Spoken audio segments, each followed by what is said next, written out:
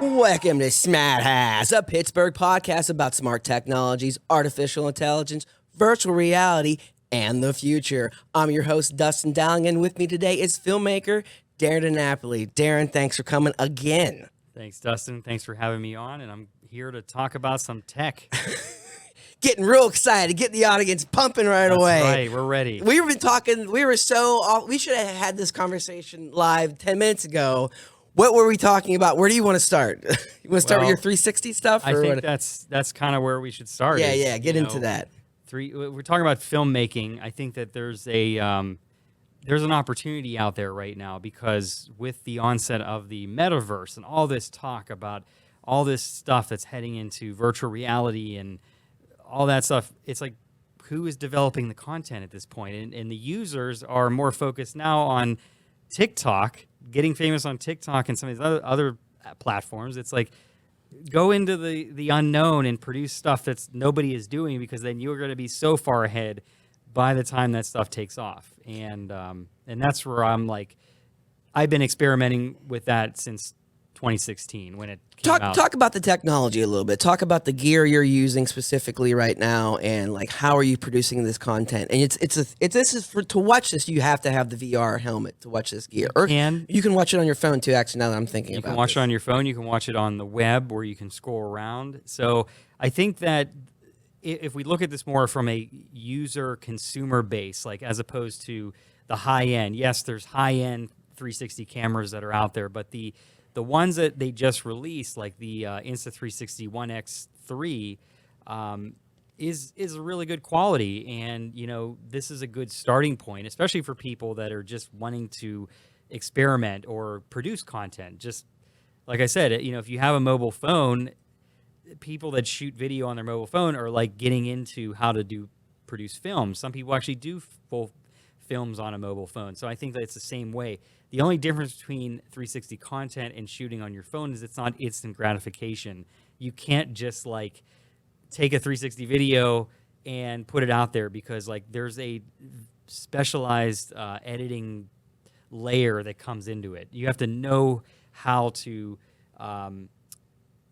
position somebody in front of the camera, or like there's all these like roles that you need to know. It's not just like point and shoot. So I think that's the thing right now is there's a lack thereof of education out there, or people interested, because like not everybody has a headset, or not everybody understands that like when you shoot 360, how do you consume it? There's only a couple platforms out there. And I think that's the thing is like there hasn't been a widespread platform yet that has caught on. So 360 content hasn't experienced there as the film industry as the Great Train Robbery, which was like the first narrative moving picture that wasn't just a bunch of nonsense. I think you hit on two things: is the instant gratification is not there as a creator and as a view maker. You can't just make it. And even like on TikTok, the editing software in TikTok is actually very advanced. You can do a lot right in your phone very quickly, and you do kind of have to parse and do some very technical things with the 360 cameras. Plus, you got to have this like knowledge of how it works, because it's weird when you're not working in a frame per se, and to storyline like that. And I think what a lot of maybe creators do is they keep it maybe in front, because I'm trying to think of how I consume that. And you're right, if you don't have a 360 helmet, if that's not like the thing that's in every house, no one's really going to care about it. Because I do see that on my iPhone, the 360, and it is cool to kind of like use your phone like the VR, but it's still not there yet. But you make also another good point where once we are there, once Mark Zuckerberg has every household have a Oculus set, then it's going to be like that content's going to be a need. Yes. And then the people that are the experts are going to be the ones that are going to be the top of the line right there. Well, 2 points I think you brought up about Facebook having a hold on that market, and then also the way people are creating it. So Insta360 is I'm going to say they're the ones that are like pioneering this. Like you can edit in your phone. You could do everything from your phone. So they're creating this app that you use currently to edit your stuff. Now, the other thing that I discovered over the past year since I was last on the podcast is that you don't have to use the 360 camera to produce real, like regular 360 content. So when we're talking about 360, we're talking about immersive, like you're in the scene, you're there like a ghost sitting in the picture, and then you're like kind of watching. Now, the 360 cameras also allowed you to do some cool, 1920 by 1080 or whatever, like, the standard filmmaking stuff. There's these stuff called Cinelaps. So I've been like, putting the camera over my shoulder and walking around. And what it does is through AI, it will track different points in that scene and like do this like Cinelapse, effect. Or there's like this thing, it's like there's stop motion stuff where you can like walk and it will, capture different moments from that walk. So there's a lot of different things. And there's also that one where you put it on this backpack attachment, and it's almost like your, third person view in a game. I've also, now the other thing that people have been doing is this mouth or nose cam. So you actually take the 360 camera and you put it in your mouth and bite down like this. And I don't recommend this. I don't know how these people that do this content, but I just felt weird. Gen Z people. I felt weird when I put a 360 camera into my mouth and I was walking around with it. Now, it's a hilarious effect because you see like basically up your nose. So that's the thing is like there's a lot of cool effects that you can do outside of just doing traditional 360 content. So I think that's the thing is like people just discovering how to use a dual fisheye setup as opposed to just like a standard, lens. I know there's an art form in itself, but not a lot of people are really gravitating towards that. And I see it firsthand because I teach classes over at Pittsburgh Community Television over in the north side. People are kind of not into signing up for classes right now, but we're working on ways to kind of excite people and say, like, get on the cutting edge and learn about this because this is the future. And to learn these basic skills is going to set you up so you're not just going out there like I was and just kind of taking stabs in the dark. You're going to know like right off I feel like it's always going to be stabs in the dark. But those last few things those examples that you gave, I do see those style videos on TikTok and new social media where they're like kind of like you're going down the street and you see like every few frames or every few minutes. Yep. It's almost, and then the way you were talking about that one app, how it's structured and helps you to make whatever you shot into a certain way. You call it like the Cinelab or something like that. Yeah, Cinelaps, yeah. And Cinelapse. And that's what I was kind of getting into where I actually have taken some notes was artificial intelligence and seeing a lot of this artificial intelligence, more or less lately in the news, it's with just general still art. Dolly. Yeah, Dolly 2 is the like just which groundbreaking. Do you have Dolly 2? I do. Now anybody can sign up now. That's what they said. Okay. They just released it. Now the thing that is my heart pumping is crazy about this app. So before when I just signed up for it originally, you could do like like you couldn't upload a picture, you couldn't do certain things. There was restrictions, but now they like opened it up to like you can upload a picture. Okay. So I did some really, I've used it more for my comedy aspect. So there's a sketch that I wrote was called The Immersive Guy Fieri. And I was like, okay, we're taking the immersive Van Gogh, but I was like, I don't want to sit there and draw Guy Fieri like Vincent Van Gogh. So I was like, upload it to Dolly and I say, Guy Fieri on a majestic horse in the style of Vincent Van Gogh. And what it gave me was this picture of Guy Fieri, but then it also gave the horse Guy Fieri's hair as well. But like it's in the style of a Van Gogh painting. Is this in the video that you made? This will be in the video. All right, so I'll re-edit this and make sure I put this in the video so it's showing up on the screen. I have to edit that. That's going to be my... But the thing is, okay. You don't have it up yet. I'm still working on that. But there's another one that I also use Dolly to for a comedy sketch. It's called the Shenderovich and Fishman face generator. Okay. So you upload. So I uploaded a picture of these, as everybody in Pittsburgh is known. These are twin lawyers and just some guy that looks like Saul Goodman or Bob Odenkirk. And you upload their picture, and somehow, some way, it gives you variations of these people, and they all look similar, the same. Or so I said, like, that's like the sketches. You upload your picture, and it gives you a variation of who you would look like if you were a Shenderovich twin. If you were a twin, because If you were one of the twins, yeah.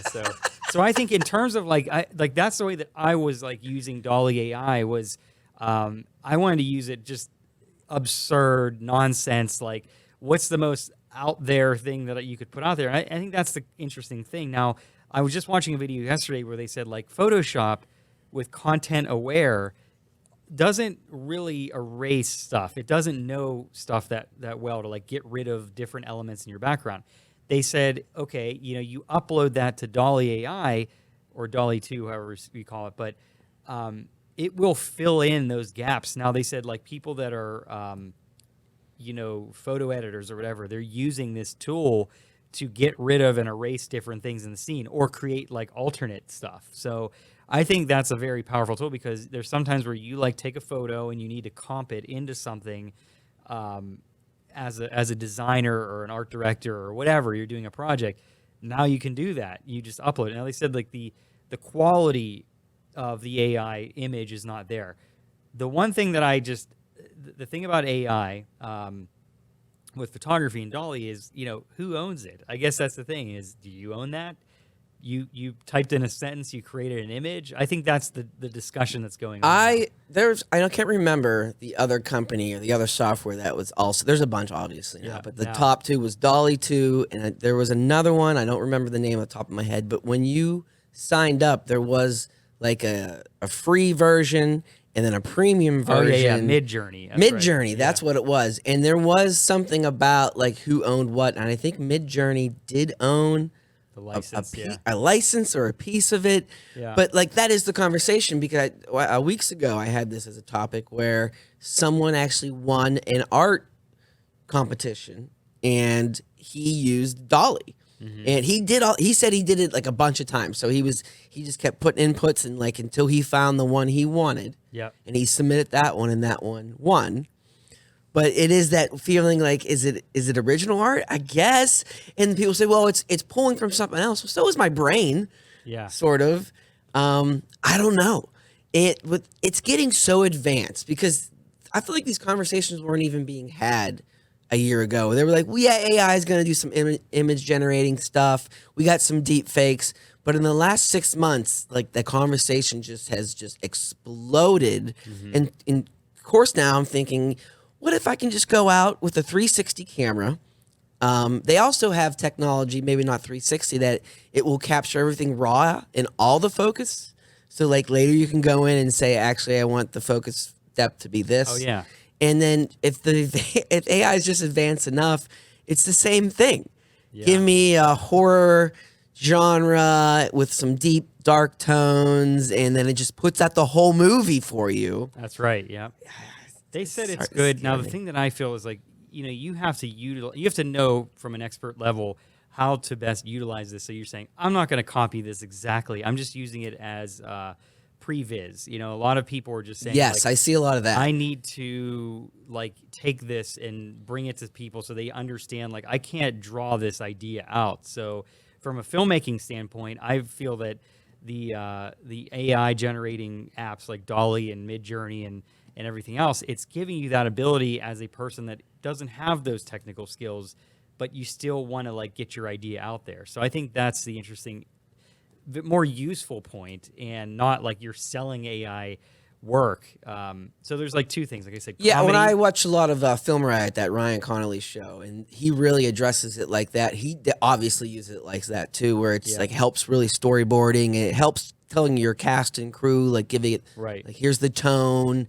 And it's obviously exceptional art instead of you're just like what I would have to do is shot list and stick figures. Right. Because I'm not very good at drawing at all. Yeah. So I think that's the other thing too, is like, it's expanding your mind of like what is possible out there. But, I think that the other thing that is important with AI is like you as an individual, as a creator, have to know, like, you're not just spitting random things out there. You have to like put thought into it, and that's what's going to get you your unique product in the end. It's, some people just spitball stuff, but I think the idea and the thought behind it is, at the end of the day, is like what makes it unique and original. I think there's just going to be such a level of content. First of all, it's already happened. There's so much content out there. Yeah. And it's going to be so easy for everyone to make content. Not only is it going to be so easy, there's a new feature on TikTok where I think it's called Now, and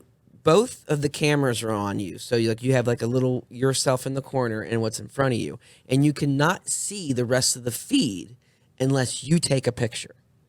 And so what's happened, if I went to my feed right now and took a picture, most of it is the wall or the ceiling because no one wants to make the content, but everyone wants to see the content. Yeah. But if it's easier with AI and a bunch of other things, it's not only will people be making a bunch of probably garbage content, but they're almost forced to use it because to be in the social atmosphere that we would have, you need to post. Otherwise, you're like shunned.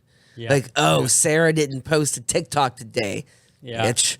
Yeah. She right. didn't reveal herself. What is she doing? She's probably with the Marxists over there That's right. plotting. But like, I know that's a crazy thing, but that's what it is. It's like, oh, you didn't check in on TikTok today? What are you doing? That's right. You didn't make your annual Dolly piece of art this morning that you're assigned to get your 3 meals a right. day. Okay, I'm That's getting right. real wild with it now. Well, I think, for me, like years and years ago, I started Instagram as a means of like improvement, self-improvement. Like, every day I go out and I would take a walk. I used to work in Station Square. So every day I would go out and take a walk to downtown in the city and grab lunch or whatever. But on my way there, I would grab pictures of everything that I would see, unique elements. Smithfield Street Bridge is obviously one of those things that I would capture a lot. So over the years, and as technology improved, if you look back, I don't know if people even can want to look back in 8,000 photos ago. More than that, probably. More than that, Yeah. but it's like you can see the quality of the photos weren't as good because I said I want to take all these pictures on just my cell phone. I don't want to be like snapping them on a DSLR. I want to show the improvement of what you can get from a piece of technology that fits in your pocket. So ever since then, every day is a new photo, or if there's a photo that I liked from years past, because now at this point people are starting to purchase my photos. It's like, oh, this was a good idea. Maybe a year ago someone didn't see that, and now they're seeing it because the time and place the algorithm now puts it in front of them. And also maybe seeing it at that time, they're seeing that way everything looks like that. The weather's like that, That's so right. it's not catching your eye, but now it's catching your eye. And That's maybe right. no one really took a picture. Maybe it's different now. That's too. right. Exactly. I think it's like with art, with anything, like they say, like different artists, they don't become like recognized right away. Sometimes it takes over time, but that's After they're dead. Everyone will think I'm great after I'm dead. That's right. That's right. But You Like This will be nominated for. That's right. That's right. Smart Haus will go on to be the best. Right. But I think that's the thing is like, or it's just like walking around in a gallery, like you could see the best piece of work, but then, it's put into a different light. And I experienced that when I did the Three Rivers Arts Festival this past year. It was my first time being in an open market with these photos. And that was the other thing about technology is people were asking me, how did you create these things? Like they were like, one guy said, my math students would go crazy. Did you use math to create this?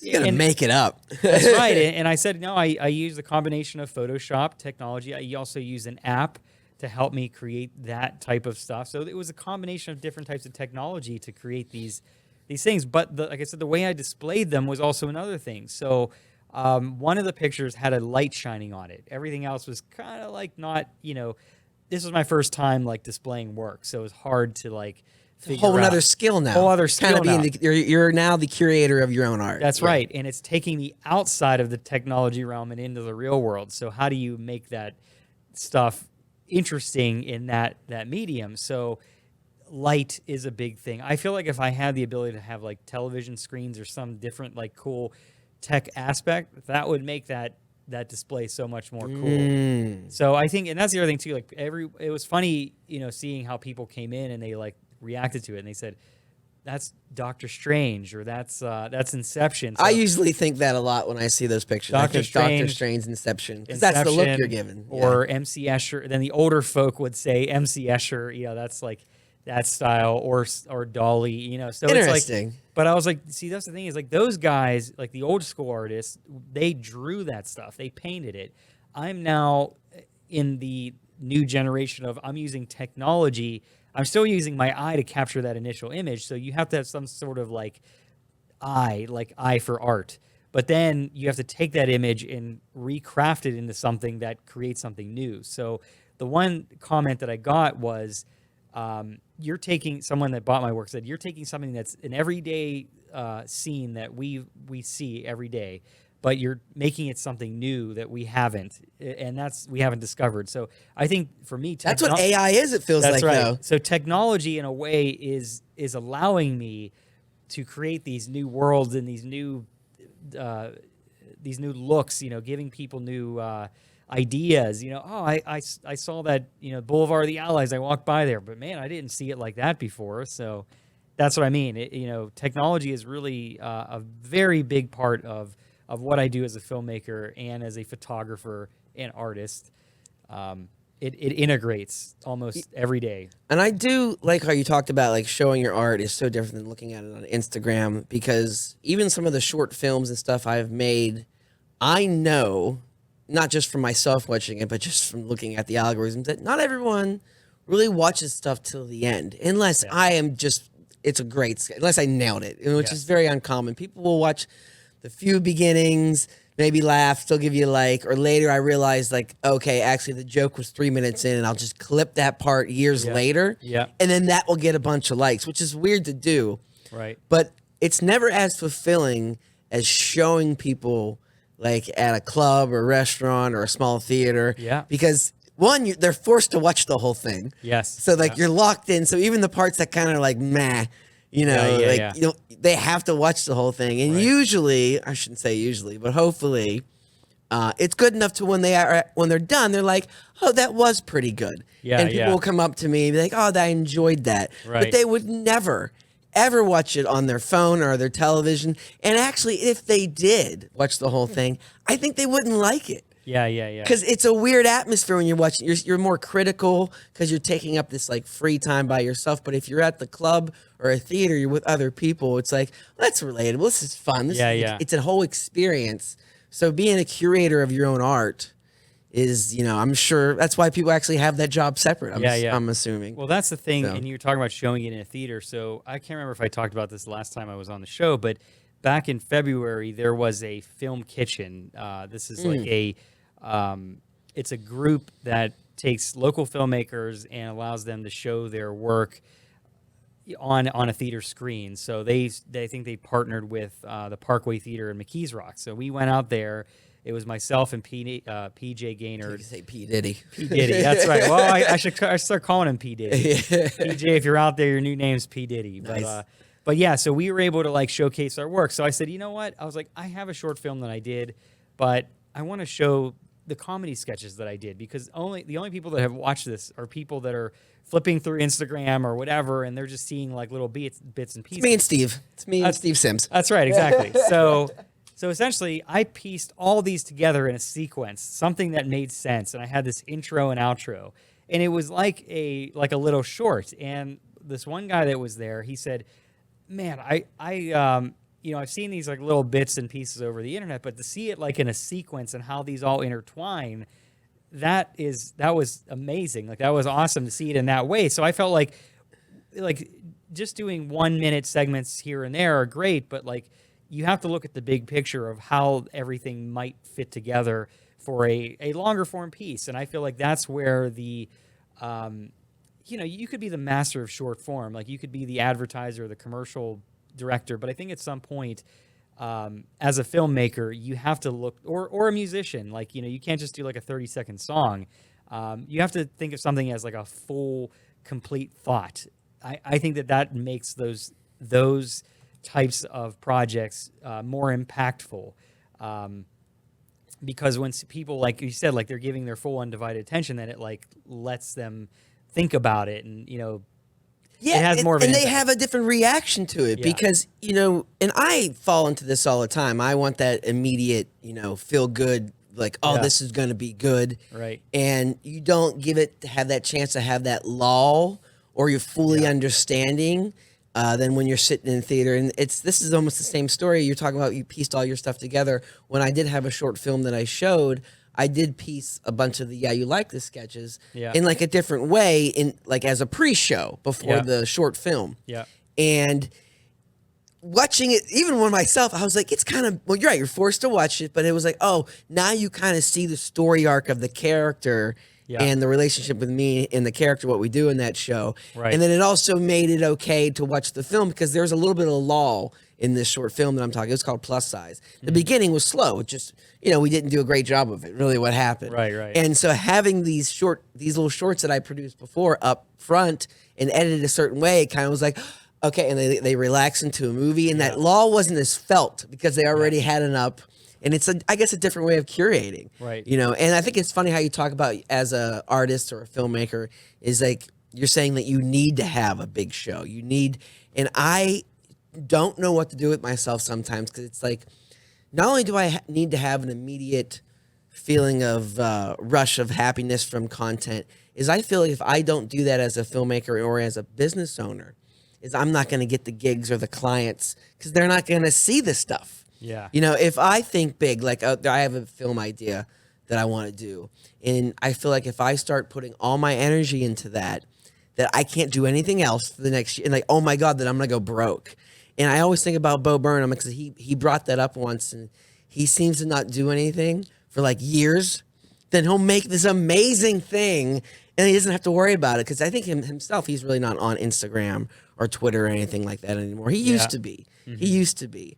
But I strive to be that way. I wish I could just make a big project, focus on it for a year, a couple years, finish that project, and then move on to something else.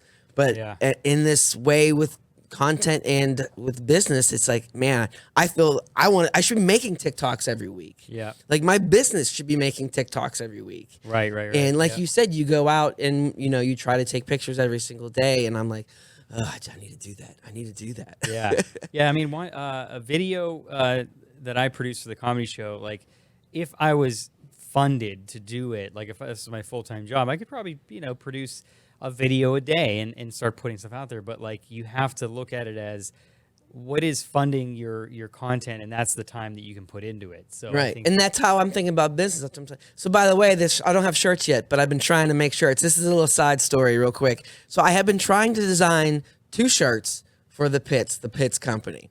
And one, I just want like a regular shirt that's for the brand, but obviously is a cool Pittsburgh shirt. Yeah. So I have these sketches of like rough bridges with clouds. They're just like quick sketches I just want to throw at an artist to like fix up. Yep. And I used Fiverr, and I'm still using Fiverr, but it was pretty cool. And I spent like a lot of money. I'm like, I'm going to find like a guy that has like high, whatever. He didn't have a lot of reviews, which is what I now realize, but he was like expensive and had like the pro thing. So I thought he was legit. And he must have gave me the worst piece of art I was ever given back. I literally said like bridge, logo, and like sent him my version of the art. And he literally would put like clip art, bridge, logo, like he was just stacking it on top of each other. Yeah, and I was yeah. so mad.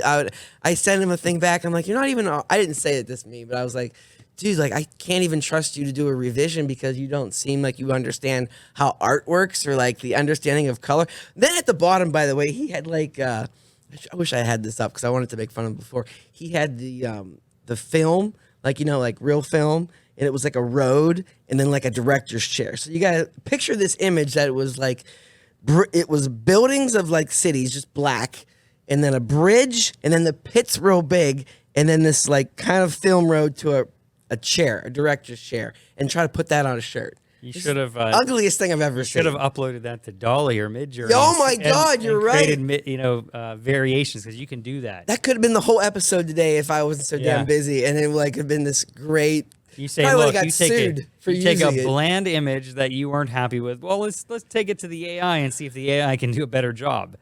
I think that's the great the idea for hilarious the thing show. to do is like, taking ideas that you're like, they're not that great, or maybe a concept sketch and just seeing like, can the AI create something better?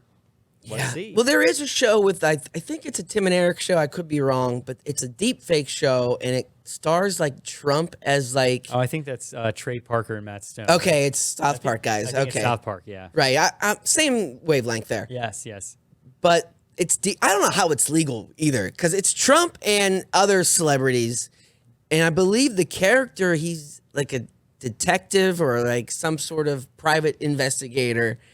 And Somebody paid somebody money for a license, you know. I think they're running, you know, you're right. Like, but what is the law? I mean, it's straight up his face. Knowing him, he would not be happy about it. So you're saying that they got paid I don't believe that.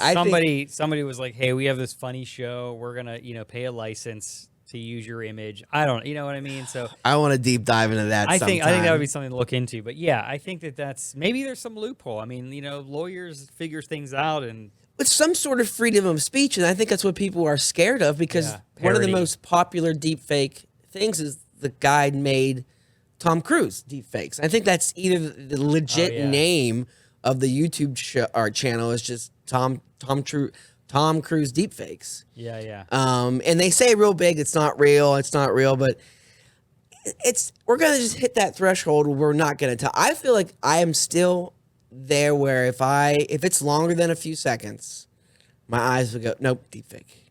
Like even when I saw, what was that, Luke Skywalker on the new the new Star Wars show. They actually had him running around and talking to Yoda, and it wasn't even the original's actor's voice. It was an artificial intelligence voice. They took Mark Hamill. He, you know, did some lines and stuff like that. I think they even took his voice from old things, and so they didn't have him come in to do the voice acting. They're just like, we got you. I think that's what they're doing with James Earl Jones now. He's retired from his Darth Vader thing, but I think he's licensed or giving them permission to use his voice. I mean, he's like 90. And there was rumors that Bruce Willis did that too, but then I heard that was pushed down. But I'm like, because he supposedly can't even talk anymore. I guess the last few movies, he had like a little radio or whatever in his ear because he was. But he's sick. I think that's what it is. Oh, so another thing I want to jump in here about AI stuff is, have you ever heard of AI? I think it's called AI Dungeon. You ever heard of that? Maybe. I don't know. So again, like we're talking about photo and film and all this other AI. So this is an AI that creates a story based on prompts that you give it. So there are some other things out there, but like my friend, we were on a trip, and he's like, "You got to check out AI Dungeon. Let's see if you can bring it up here and see if that's what it's called." Don't want to lead you to something wrong, but essentially, like I used it as a joke tool. And a story writing, so it like gives you a prompt. So it is. I have seen this too before. By the way, my character was Mark Madden. I said Mark Madden. I was like, Mark Madden, you are a secret agent, and like you're going undercover or something like that. And then you would just keep answering questions. And I said, Mark Madden, like where's your location? I said cheerleaders, the strip club. You know, that was like there was like this story that unfolded where like Mark Madden was at cheerleaders eating prime rib, and then all of a sudden like this briefcase was set down in front of him, and then he ends up in France at the Louvre, and you know he's on this big mission. And then how did he get out of this whole thing? Well, he said, I'm a super genius. So they decided to let him go because of his super genius skills. So I think that's the thing. Another thing about AI is it's allowing, I'm not going to sit down and like just, I want to brainstorm some ideas about Mark Madden on this, like being a secret agent. I can just let the AI do it. And I'm like, man, I never would have thought of that like that. So that kind of gives me another starting point for an idea. But when do you just stop and it's just a button? So this channel I watch, it's Corridor Digital. I've brought it up to you before. They're this YouTube channel, and now they're a decent company, and they got a lot of money from like Unreal Engine. I think they get some money from Disney and stuff to create the stuff they do. But as a side project, because they do this stuff, is they use a bunch of AI software. One was, I think, that story software. They use some other dialogue software and just a mix of AI, and they have an influencer. And the whole idea, it's a one-button influencer where they really try not to input any more information into it. It's just like, make a video for today. And then it just pulls from the comments and like what they developed. And so it's just this girl, and then she just pops in and just kind of says what the AI says. And it's really freaky because it gets to the point where they don't really have to do anything. They're just letting it be alive. That's right. And they call it the Uncanny Valley. The Uncanny Valley, and that is the word that is used when you watched deep fakes and other things where you know, like watching it, you're like, that's not human. That's right. Or that was not created by a human. But when we're out of that valley, I feel like we're coming out. Yeah, right, exactly. You're like, man, was that a zombie thing that I was talking to, or where's the humanity in this? So I think that's the thing is like with the what makes people still relevant in this is you have to put a level of humanity into your work. There's, like I said, the thought of like you said, well, if you just push a button and like create something that's we're great, but it's like what I take it back to is like when we were in grade school and we were doing our math equations, they want to see the work.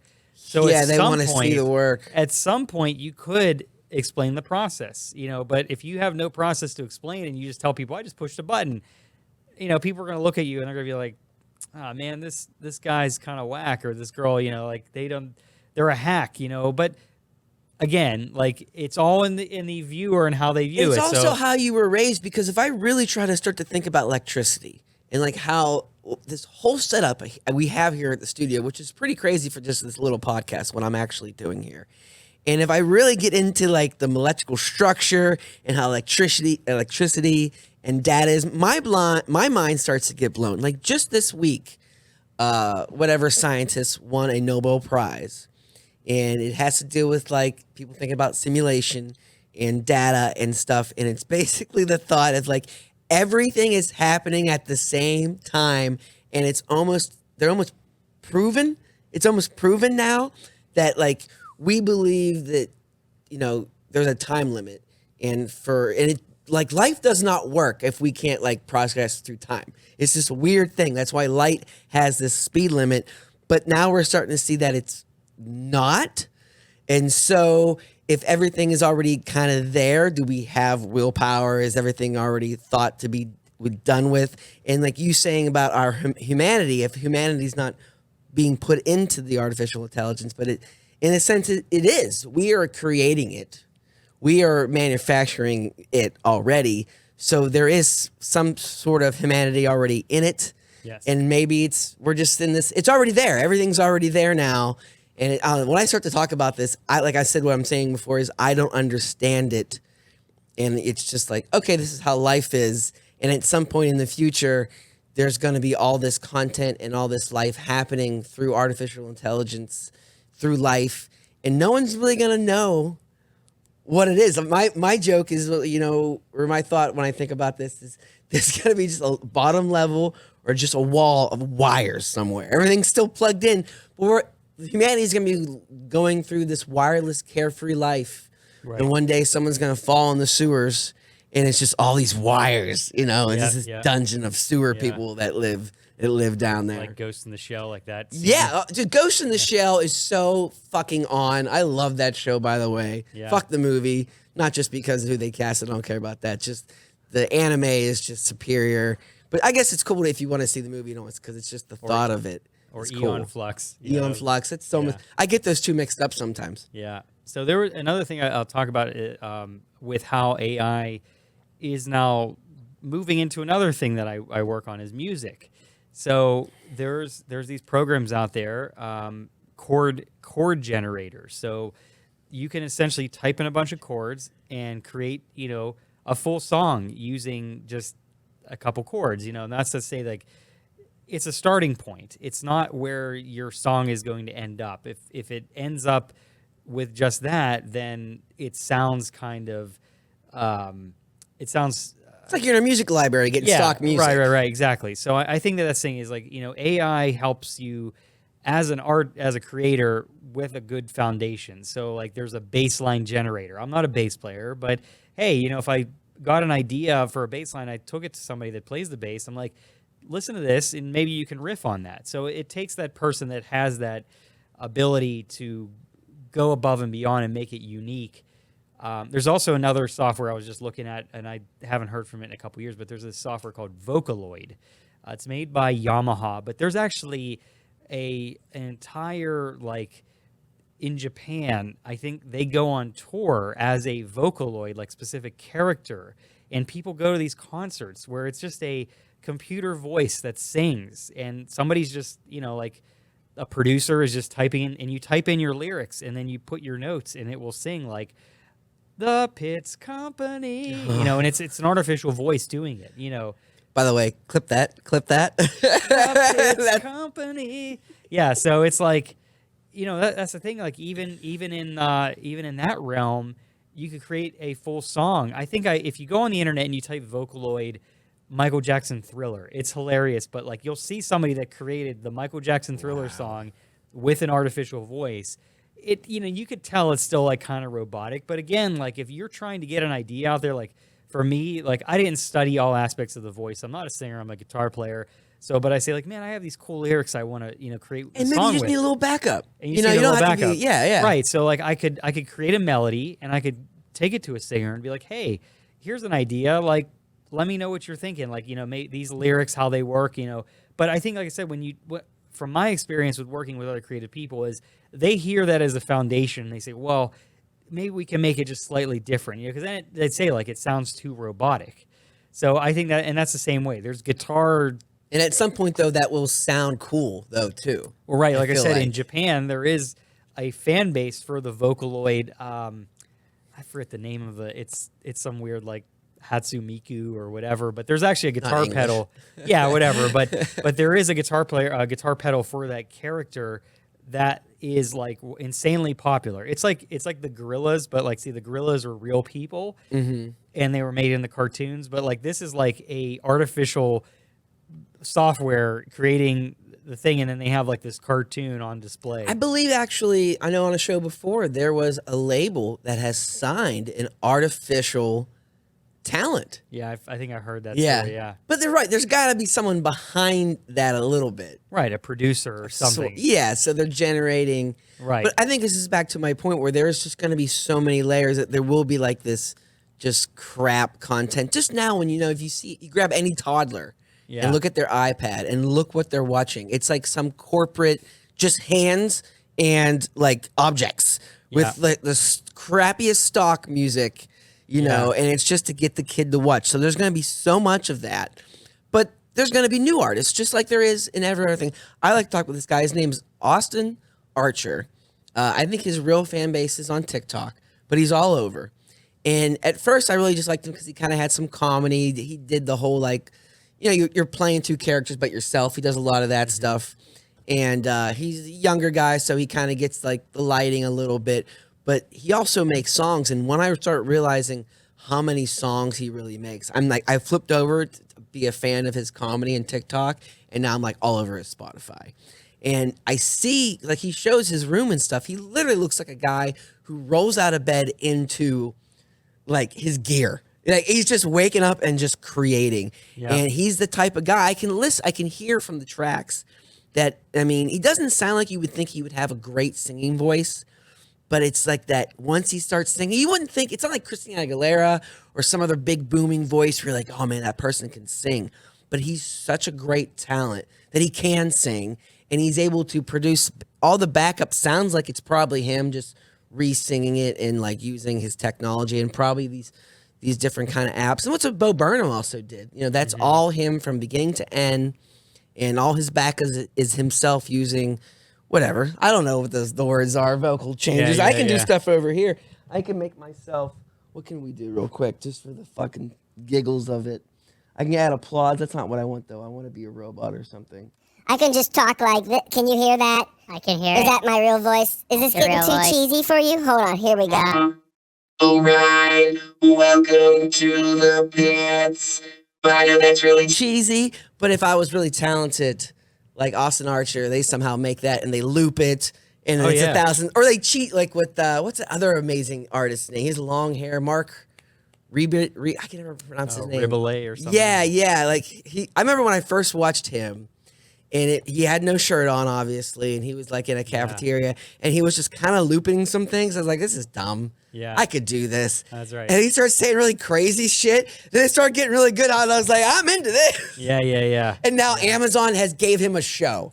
So, like, it's crazy, like, what my thought had start, like, this is dumb. He started in his bedroom, now he has a show. Yeah. Well, I feel like I started in my bedroom with the Beardy Boy. That's right. Well, I think that's the thing is, like, and I was just thinking about this thought as you were talking, is like, we came out at a different time. Technology was not in our favor at that time that we were just getting out of college or getting out of high school. It was the gap. I think it kind of was if you were a little bit there, but it was hard. You needed money to get there. Right now, it's like, oh, you just your parents buy you an iPhone and you could go produce your content and create a following. Like you don't need hit film or all these you don't need Premiere to create good content on TikTok. And actually, what they say is the more dumbed down your content is on those sites, the more people are more interested. I know. And that's why I talk about the struggle. I saw this thing earlier and I thought about this was start making obvious mistakes in your content. Yeah.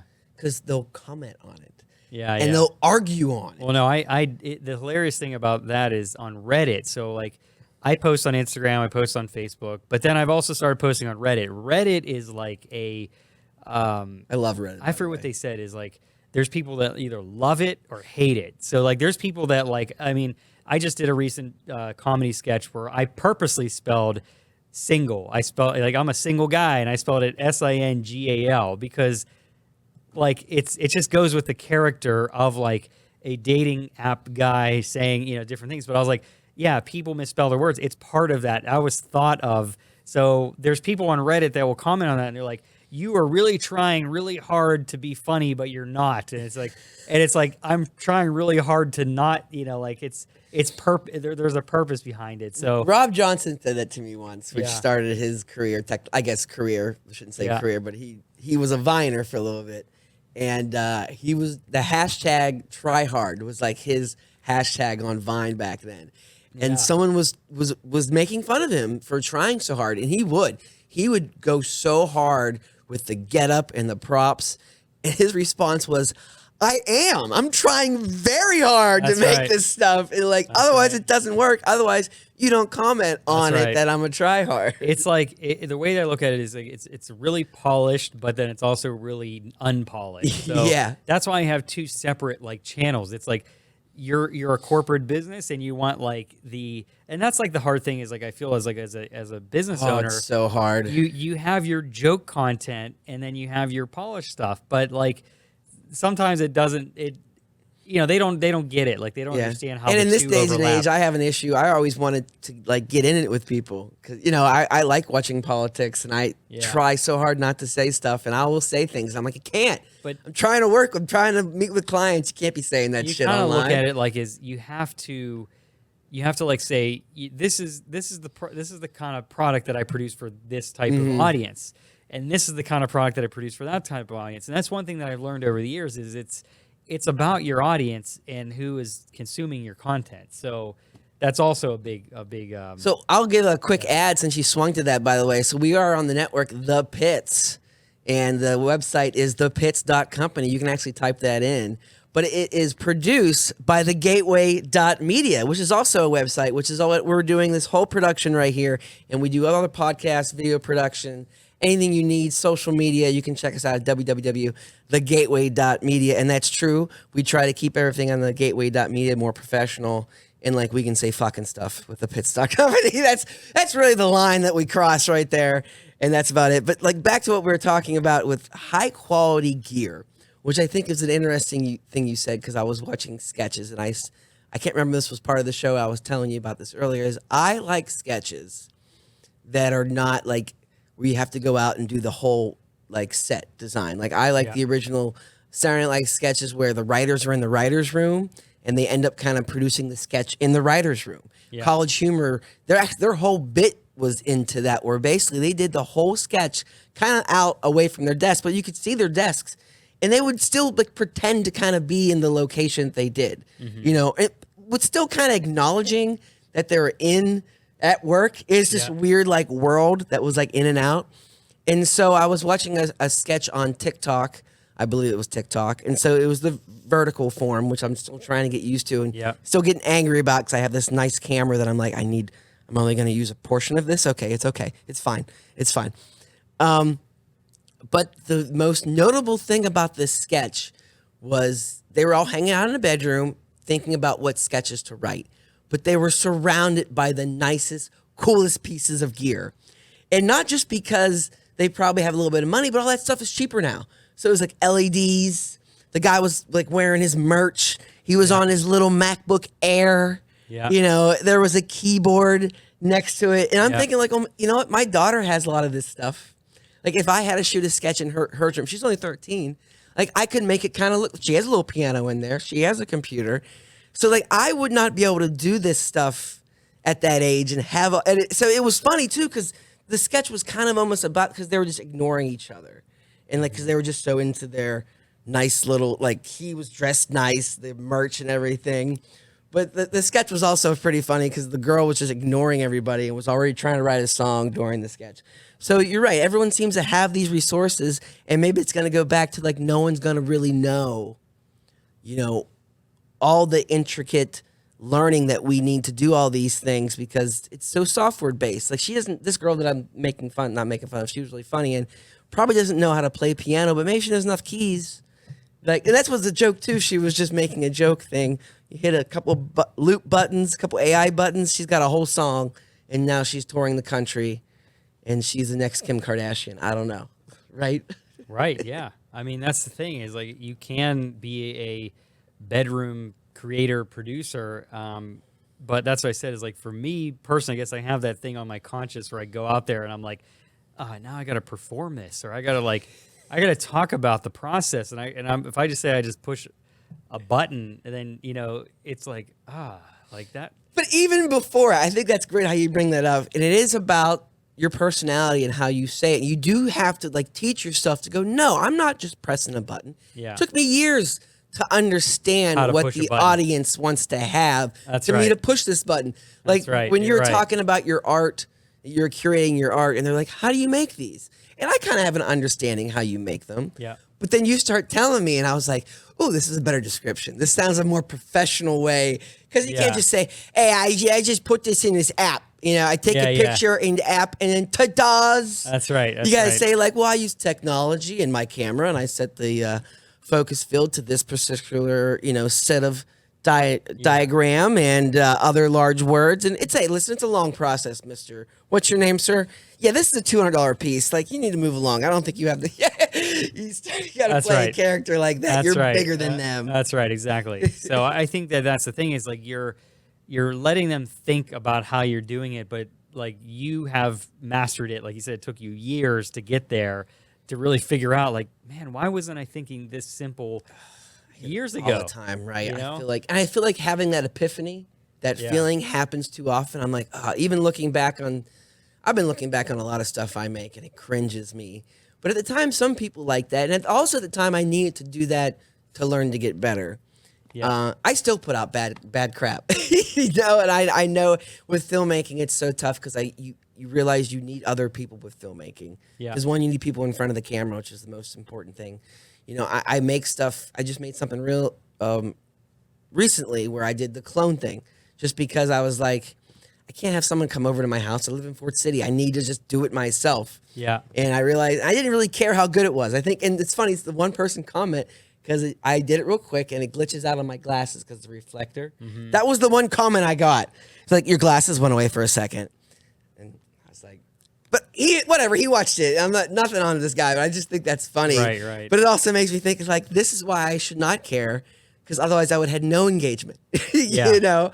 It all So- depends on what you're trying to reach. I Like, if know. you're trying to reach somebody that's a VFX artist that is like going to hire you. Yeah, that's not what I was that trying could be to the do. thing. So like if you're just trying to just produce like entertaining content, Yes, and that's then what I it's- was trying to do. Then that's where it is more effective. That's So- why it's all about goals, and I've really trying to change my goals on trying to make a story. I have this really big in my room, and it used Yeah. to change. It used Yeah. to be the word the path, but now I have the story, because I used to be, and I still am, I guess, a little bit, but so enthralled with frame by frame editing and fixing stuff, and not realizing to have the whole over story beat that people like, and sometimes giving up a little bit of quality to have that. And I've seen advertisements like that. I saw an advertisement years ago for a local magician, and I was like, oh, it goes out of focus for 3 seconds. It's terrible. I can't believe the ad agency would put that up there.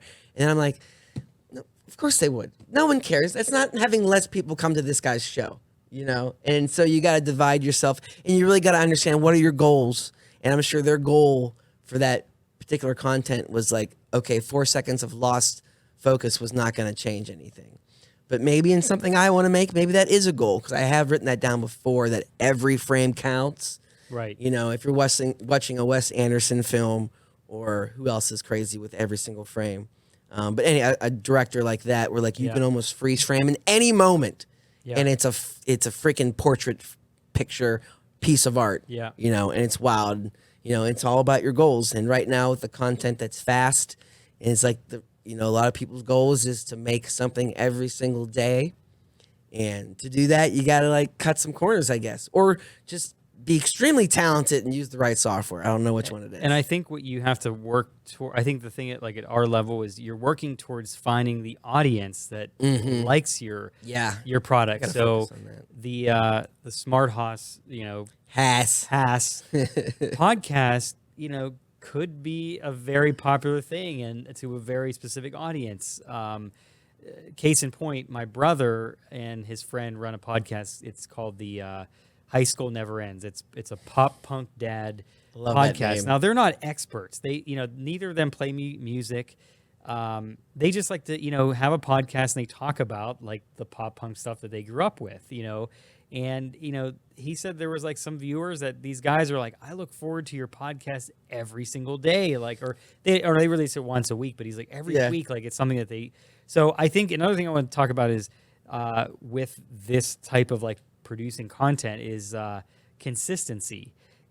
If you think of yourself as a TV network, like you said, Bo Burnham is a specialty because he has money. He's an artist. He's an artist, and I've been watching him since forever. And he was a guy who started in his bedroom. He just made songs from his bedroom. Some people just have that. He's like very great. Innate.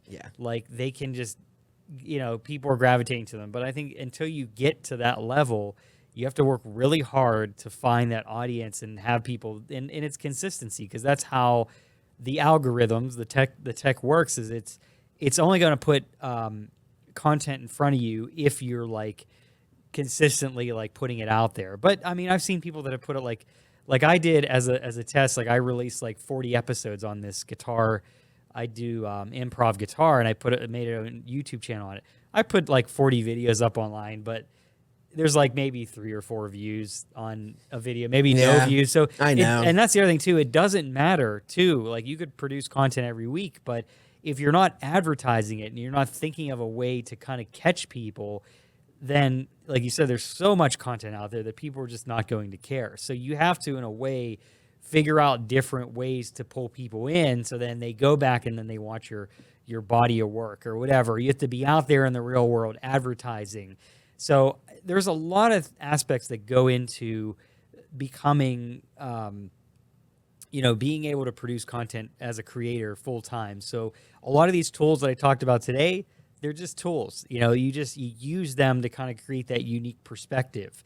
And then your job also is to think about, and I think that's the hardest thing too, is like we're creators, but we also have to be advertisers and marketers and business, like business people. So that's the other aspect, is you can't just be an artist in the generation of tech. Unless you're really good, unless you're in generation in tech. And when you're talking about that, I'm thinking about how much time this week I spent on writing proposals, how much time this week I spent on writing estimates, like math. I was in QuickBooks. I use QuickBooks for both my businesses. Right. So adult, like, having these conversations and stuff. And it's like, I have to do this because I am not Bo Burnham. I am not Austin Archer, Right. And I do sometimes think, like, I shouldn't compare myself to Bo Burnham, because I do think he is just one of those artists that, when we look back in time, it's like, oh my God, this guy was just amazing. Mm-hmm. But sometimes I do think, and I felt like I was in moments where I was like, man, if I just what I consider my film persona as the beardy boy, like if I'm just become a filmmaker and comedian filmmaker, it's all I think, it's all I worry about. I could be that person. Like I've been in that thought, but then it's like you burn out, and it's like, I can't. I need a structured business where there's money coming in, and I need to be a professional, and I can't just be this wild art, guy who's just going to stand-up comedy clubs at night and trying to get my 5 minutes of also trying to make vlogs. As a creator, you always have to be navigating to. I'm almost 40 years old now, that's too. Right. You have to always be navigating to where your audience is. And I think that's the thing is like, yeah, you don't want to be out there chasing likes and everything like that because then you're going to say, oh, I'm only living for the audience. Chasing my dream, Darin. Chasing your dreams. But I think that in a way you have to figure out who is your audience. So the funny thing actually that happened to me was, like I said, that shoot I did couple I think it was before we went live, but I did this drone shoot and we were using the Inspire 2 drone, which is this one of the larger size drones, and I was doing just a real simple reel of that, but like somehow somewhere whatever tag I put on that video in India, it looks like now all of India is like every time I post on my production page I get like 50,000 like views on my reels, and it might just be reels that are it's putting that content in front of this audience. So that's what I mean. It's like, some projects that I put out there could be great, but if it's not appealing, so maybe like the Inspire 2 drone is something that people are really interested in. So you have to figure out ways to integrate different elements into your work that could turn people on to your stuff. Yeah, you almost got to have a drone shot in your videos now. I feel right. like Exactly. it's something. But this was funny about drones and even the newer cameras. And I still see this happen, actually. This happened recently. I believe it was KDKA. I think it was Fan Nation. Is people are not color grading their footage. And it makes me angry. And at first, I think people or young kids thought it was an art thing. So if you had money and you were able to get like a nice DSLR and you did the, what's that called when you're shooting very flat? Log. And you're shooting in log, and people would upload their content to YouTube in log. And at first, I think it did have like, ooh, what kind of cameras? That's a different look. And eventually, it was like, no, you're just shooting in log. You're not color grading your stuff, and it's making me angry. Yeah. And the same thing was happening with drones when drones first came out. It was just like this incredibly high shot, looking straight down, just a really bland shot of something in the sky. Yeah. But it didn't matter at first because drones were new. And if you had a drone and you had the camera, like you were getting all the views. You're like didn't have to matter that it was technically good. So I get angry when I see stuff like that. Where it's like you just have a drone, you have no idea how to fly. I like how I threw out KDK on there. Getting my dig. They're right next door, by the way. So if you guys are watching, come over here and we'll talk. They're gonna, they're gonna raid right here. They're gonna raid. Yeah, and I know what camera it was too because I saw the pictures from the shoot. It was a C600 or a C300. And they didn't color grade it. It made me angry. I don't know why I got that. That's a novice mistake. I mean, I gotta say, like, I did it in one of my short films that I did, and I released it. And I remember my professor at RMU when I screened it, Tony Buva. He's like, your footage looks a little washed out. So I didn't realize that I was like, but it was a Western. So I produced. So it kind of worked. It felt right. And it worked. But I was like, just thinking like, oh, I just increased the sharpening or whatever. Yeah. But he was like, it looks a little washed out. And then I go back and I'm like, oh yeah, I don't think I color graded that, or I put some like contrast and I was like, this works for what. And me saying that, it wouldn't have changed the viewership on the videos at all, right? But the way that footage was integrated into like TV. You're not expecting like some weird abstract washed out look. Yeah. It wasn't like they were like doing a flashback to something. So I think that in that case, like they probably should have said, oh man. They probably should have, but also I'm sure it was someone that was used to working with the broadcast cameras, which you don't have to. Right. Or maybe that was the thought, like, and then they left the setting. Because actually now when I'm doing a lot of events, I actually do try not to shoot in flat all the time because I know that's going down. It depends on your goals. Yeah. If it's for a commercial and I'm like shooting a narrative commercial that I need to put some time in, yes, we're shooting flat. Yeah. But if it's something more on the broadcast end where it's like live TV to something, it's like, oh well, live event. I don't have time for that. Let's just throw the whatever grade profile 6 or 7. I don't remember what's on my Sony, which one I like the most. Yeah. But that's where I'm at. Just real quick, you were talking about more about the drones. You were talking about the FPV drone. Yeah. So were you flying this yourself? You had the whole thing on where you can see around like you're in the drone? So essentially, what is that like? You're like the pilot and you're flying. So I think there's a couple different things that are like, if you're not used to that, like you're not like I have to sit down when I do it because I was like getting used to it was like, oh man, I felt a little dizzy like when I first put the goggles on. So they said, take a seat, sit down, get used to it, fly slow. So yeah, it's that element where you're stationary and something's moving, and it's just like, the thing is, another guy that I fly with said it's like driving a car, because the one thing that I wasn't used to is the peripherals on the right and the left. So when you're flying through things, you have to know how much like you have on your right and your left, or you're going to crash. Your wings are going to hit something. Whereas like when you're flying and you don't have the goggles on, you can see where you're, what is blocking your view or whatever. But when you're flying with the drone on, it's just like you're out there, you're flying around, like you have wings on. So it is a very interesting. Now, is there a setting where if you look right, the camera goes right, and where maybe you can turn that off when you look right? You're just seeing right, so you can fly correctly. The new one, the new DJI Avata there's a new headset that they released that you turn your head and the drone will turn with it. There's a motion controller too that they included. Now I have the motion controller with the first gen of the FPV, but the goggles it doesn't react to that. It doesn't turn with the drone. So I think that's the thing, is like with the new drone, some people like it. Some people like that you can turn your head and control it. Some people don't, because then that could be like, oh, if you get somebody, hits you on the Makes side. the drone fly different. Yeah, it would make your drone fly differently. So I feel like as a pilot, as somebody that got their license, I feel like it could be a cool thing, but at the same time, it could be a safety thing where you like accidentally turn your head and you're going the wrong direction of what you wanted to. So it makes it easier to, let's say, in a sense, to fly as a novice. But when you're trying to get a specific thing, I don't know. I'm so much in VR. I spend a lot of time in there. I think it wouldn't take too long for me to get used to flying. Yeah. I like the idea that I want to kind of be able to control the camera too. But I guess I want like a switch. I guess if I also had another remote, depending, I could maybe do both.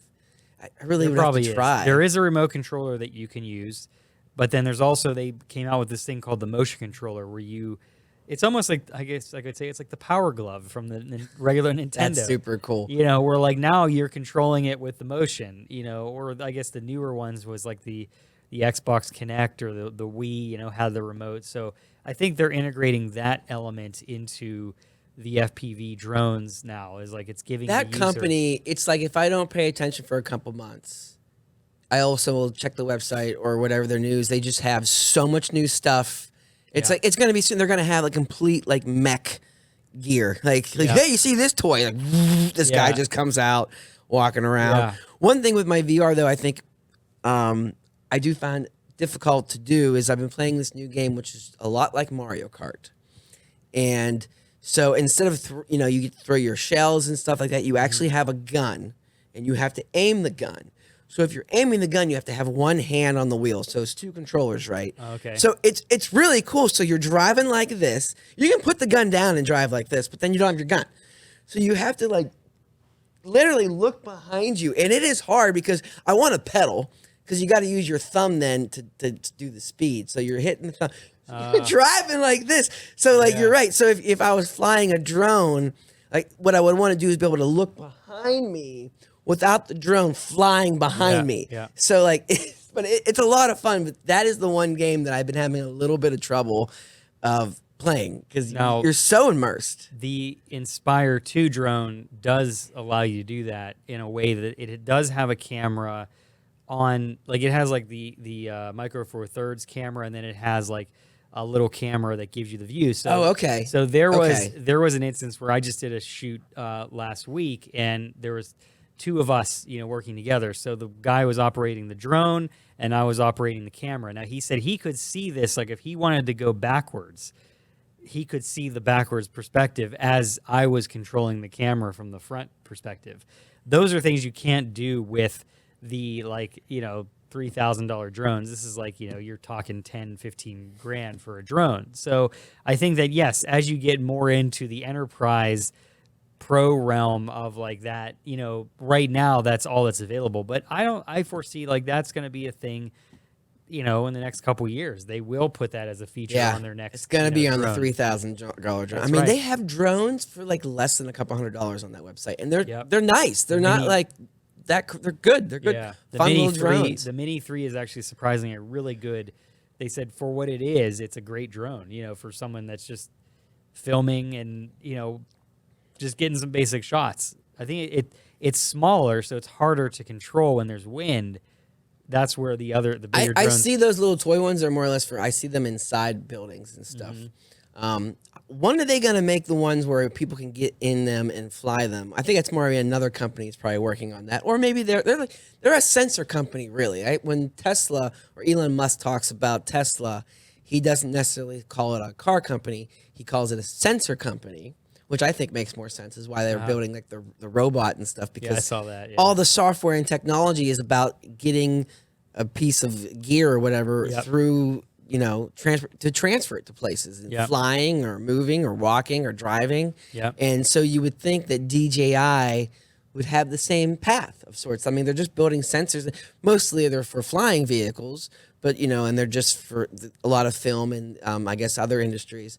But I want to get in one because I hate driving an hour and a half from Ford City on 28. Yeah, I think that's another, so it's like people that learn how to drive a motorcycle. It's like a whole other realm of if you want to get into a vehicle and fly somewhere, it takes a whole other level of skill set to even consider doing that. So it's like safety too. Now a safety thing, right? A person's on board now. That's right. So you know how long it's probably taken people in motor vehicles to become safe, and they're still not. Yeah, right. As you're talking, case in point, Route 28, terrible. But let's get on these drones. We'll be fine. Everyone flying everywhere. That's right. So I think that's the thing is to get into an aircraft and pilot it to somewhere, it's going to require a whole other, the FAA is going to have to, weigh in. So supposedly though, I saw the date was 2027, and I want to say it was Uber, but they do have plans to have some type of transportation from the airport. That's going to be a hovercraft of sorts, not a hovercraft, a drone, like a drone for people, I guess. Yeah. And it would be 4 propellers, and basically it would fly from the airport to Harmer, or the airport to some station close to the city. So instead of having to drive 45 minutes to the airport, you can just get off your plane and kind of get real close. I guess the thing in that case is I think people are worried. They're when I'm not in control of, a car, you're in control. It's like a roller coaster, man. Yeah, you're right. You're on a roller coaster, right? So you have to obviously take that leap of faith. It's like the whole flying in a helicopter thing. I haven't been in a helicopter ever, but you hear all these stories about helicopters crashing and all this stuff, and you're just I don't want to get in a helicopter. Yeah, right. Kobe. That's the first thing that comes to mind. They were we got to get here now. And that's what his thought was. And it was I'm in a hurry. It was oh, man, So I think that's the thing is with the new technology out there, there's a whole other layer. That's why they haven't really released this stuff, because there's safety elements. Man, negligent.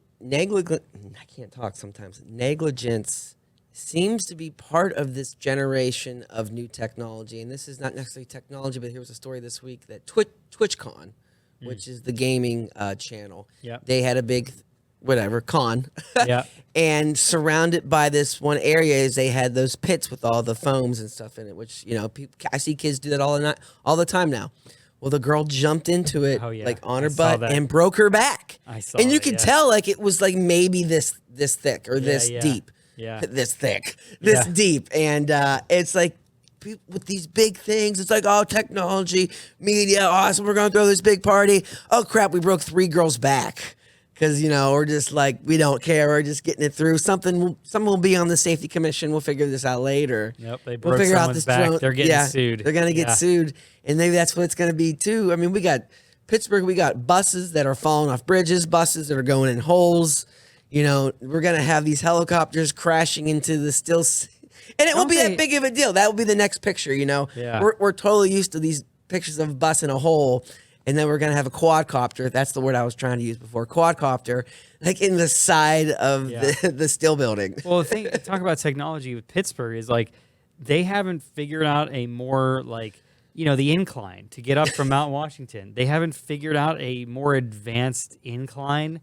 Or do they just not want to put money into that. Like A little bit of both, maybe. well, right, exactly. So I think like if there was like a more advanced incline that could get you up and down, It's like a zip line. It's the railroad station, or the railroad company doesn't want to have a zip line, but that's the answer. We need the zip line. like they could keep the historic inclines there, but then they could also put a faster way to get down that I know. hill. But they're probably not, because they're like, no one's going to use it. No one will use the incline, and that takes the money from the incline, which I'm sure is taxes that go right to the city. But that's what I was thinking about the other day. Like the one incline closed, so I had to walk all the way up Mount Washington the other day while my car was getting repaired.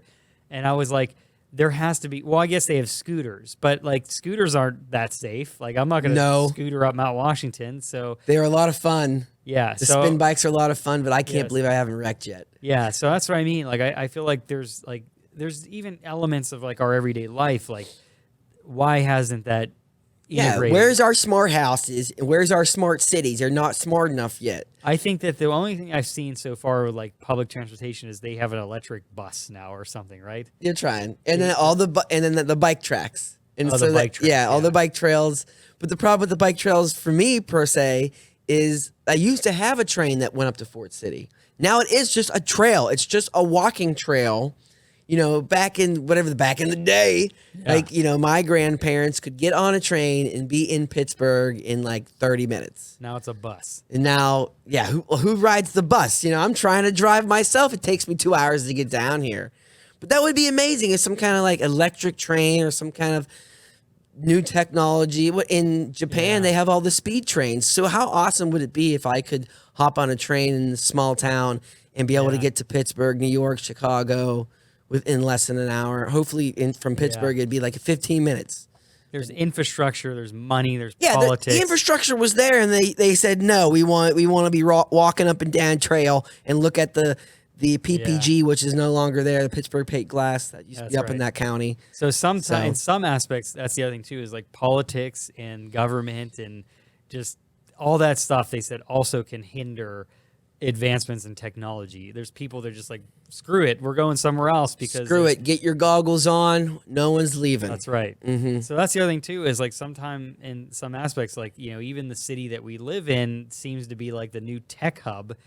There's still limitations of where this tech can go. So I haven't seen it yet. I feel like there is an opportunity in Pittsburgh to do more of that tech stuff. So it's just a matter of breaking through it's expensive. I want it to happen because it is cool that when I get to walk out here, and if I want to run up to Market Square, I just get on a spin bike. Yeah. It's like $2-3, whatever. That is fun. Mm-hmm. But like if I want to get across this river, I pretty much got to get in my car or call an Uber. Right. And that depends like on the time of day, because sometimes it is cool and the prices are okay. Right. But I saw a show. It's not the console center. What is it now? The PP Arena? PPG. The PPP Arena. The PPG Paints. The PPG Paints Arena. Yeah. And it was after a show. I had to come back down here. It was like $52 for an Uber from PPG to the Gateway Towers, and that's just a little ridiculous. Yeah, it is. So I think we're wrapping this up. This was a great show, Darin. Is there anything you want to plug? Your social media, anything like that? Your business? I think, so I run my own business called DNAPS Productions, spelled DNAPPS Productions, and on Instagram that's at DNAPS Productions. My personal page is Darin, DARIN _ DiNapoli, DINAPOLI. If you want to see my daily art creative stuff, go to my personal Instagram, or if you want to see more of my production high-end stuff, you go to the production page. Now, I also have a TV show called Magic Tray Day. So if you go on YouTube and you search Magic Tray Day, you could see all those sketches that I was talking about. Also, on YouTube, I created a channel called The Fishbowl Reality. The Fishbowl Reality is all of my 360 content, all of my test stuff that I produced, everything that I've done with 360 content. So there's a lot of stuff out there that I do. That's a great name, and I'm like happy how you put it on. It makes sense to me. Yeah. It's Fishbowl. I get like you're like in the fishbowl. I see 360. That's right. So I created like all these different separate channels to try to like spread out my content, so it's not just all in one spot. So like the Instagram stuff is where you'll see, like Facebook, Instagram, you'll see stuff every day. But these specific channels on YouTube, like Magic Tray Day, the Fishbowl Reality. Those are the pages that you'll see the very specific. Do you have a link tree yet? Do you get one of those? I have not. I should. This is what I recommend doing Yeah. because I feel like we have the same issue where you get all these different brands and content, and then you don't necessarily want to mix them all the same because then someone's like, "What is this? I don't want to see this." Yeah. Is I have tried to, and you got to keep up on it, but I've changed my regular domain, so it's dustindowling.com. And it used to just go to a landing page, which was kind of just like my basic filmmaker art page that I don't touch very often. It's just to show like my recent reels and get a hold of me. Yeah. But now I have redirected it to my LinkedIn page. I'm sorry, not my LinkedIn page. My Linktree page. And then I do kind of have to keep up on that, but now it's just like my top like 6 things. So I have like whatever recent video I think I did really good on at the top. Yeah. And then it's very simple. It looks like a little tree. Then I have my podcast. Then I have the website, some social media and stuff like that. Yeah. So it's all separated. So then when you pitch, because that's the hard part, you just list 6 things. Yeah. Right. And everyone's like, oh, what I got to choose? You can just say Darin DiNapoli.com and I just say DustinDowling.com and they understand like, oh, I just find that. And then from there, I get to pick and choose. So I do recommend that. So before you close out, I want to say like your big thing that I saw you write down on your notes is goals. I did write that down. I think that the thing is like when you think about what my goal is, I have different goals for each different endeavor that I'm doing. So photography, video, my business, 360 content, but they're all wrapped into one like overarching thing. You know, there's one thing. It's like producing content creator.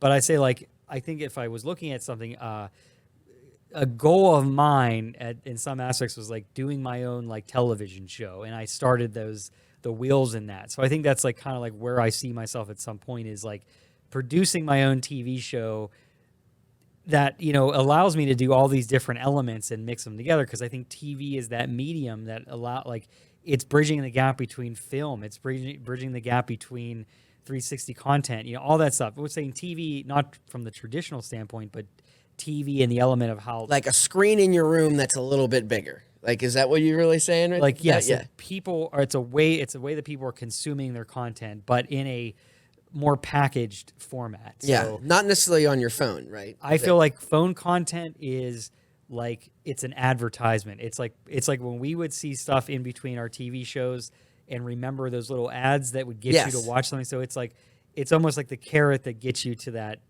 And I try to produce that way too. I make big stuff and I try to, but I also got to think that sometimes you do have to think very specifically into that vertical content because it makes it better. It's tough. Goals. Goals, that's guys. where we end up Goals. here. So, guys, thanks for watching Smart House on the Pits. All the news stories can be found on the Smart House Facebook page. You can check us out at www.thepitts.company, where you can find endless amount of funny and informative content from Pittsburgh. And for bonus content, if you want to help us out, you can check out our Patreon, which I try to put in our conversations that we have beforehand, as long as they're proper and like able to be put up. But you can check that out at www.patreon.com/thepits. Smart House is produced by thegateway.media, the gateway to all your media. Guys, this has been Smart House. Thanks for watching.